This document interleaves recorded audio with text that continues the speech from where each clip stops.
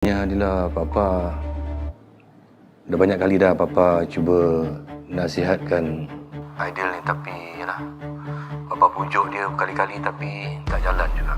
Papa pun tak faham kenapa dia dendam sangat dengan Papa.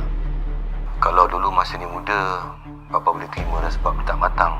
Tapi sekarang ni kalau sampai dia nak goda isteri Papa, yang ini Papa tak faham lah. Kalau itu cara dia nak balas dendam pada Papa. Yalah, benda ni haram kan? Sepatutnya dia lebih faham agama berbanding dengan kita, dia yang belajar agama tinggi. Macam inilah Adila tolong nasihatkan dia. Papa akan nasihatkan dia nak. Tapi Papa tak janji apa-apa lah sebab bila bab anak-anak ni, Papa lemah sikit.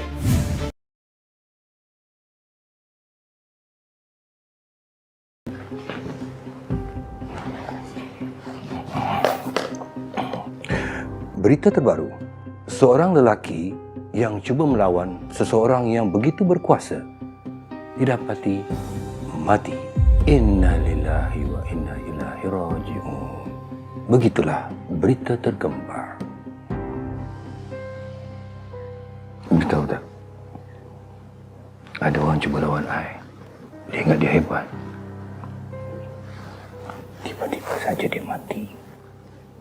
Tak lawan I. Kalau you nak mati, syukurlah.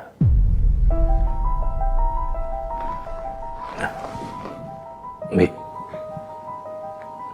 Sambung tengok berita. Mungkin ada kematian baru. Okey.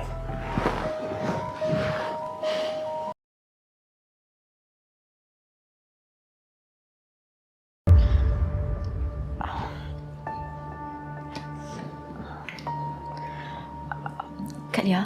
Ya. Kak Lia tahu tak apa-apa ubat yang boleh hilangkan gatal kat... Badan Datin yang gatal-gatal? Bukan kat situ. Kadang-kadang nak kencing pun sakit.